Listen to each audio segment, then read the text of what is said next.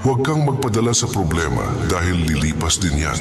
Kung ngayon ay inuulan ka ng pagsubok, gawin mong payong ang panalangin, tiwala lang sa Diyos. Pahingi lang ng amen at ishare ang video na ito. Tatanggap ka ng biyaya bukas.